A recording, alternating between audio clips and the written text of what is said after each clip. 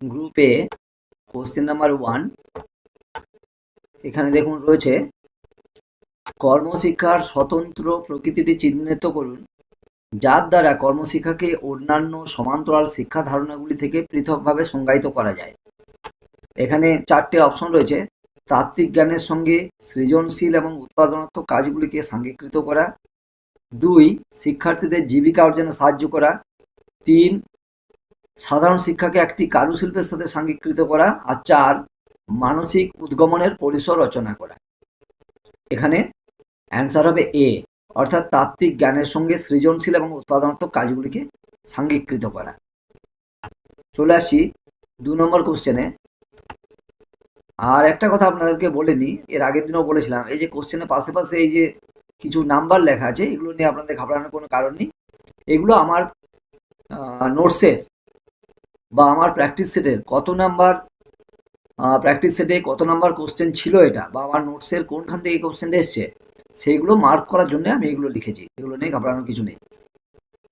আচ্ছা, 2 নাম্বার, সমাজনীতি এবং অর্থনীতির বিচারে দেশকে উৎপাদনমুখী করতে হবে। এটি বলা হয়েছে এতে জাতীয় শিক্ষানীতি 1968-তে, বিতে ভারতীয় শিক্ষা কমিশন 1964-তে, সিতে আইবি প্যাটেল কমিটি 1977-তে এবং ডিতে জাতীয় শিক্ষানীতি 1986-তে।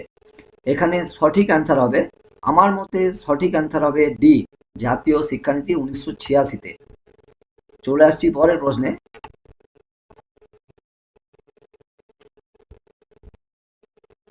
3 নম্বর কোশ্চেন।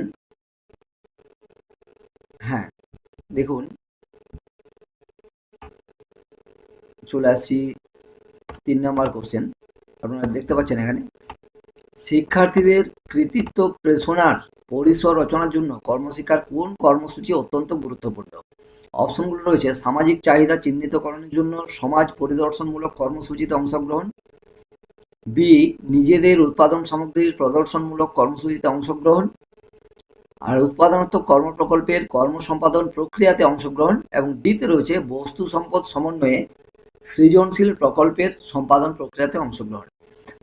এখানে কৃতিত্ব প্রেষণা অর্থাৎ মোটিভেশন অ্যাচিভমেন্ট, এই কোনো একটা শিক্ষার্থী যখন একটা ভালো কাজ করে তখন তার মধ্যে একটা মোটিভেশন অ্যাচিভমেন্টের দরকার হয়। তো সেটা তাদের যে তৈরি হলো, যে সামগ্রী উৎপাদিত হলো, সেই সামগ্রী যখন প্রদর্শন করা হয়, কোথাও সেরকম কোনো কর্মসূচি নেওয়া হয়, সেই কর্মসূচিতে যখন ওই শিক্ষার্থী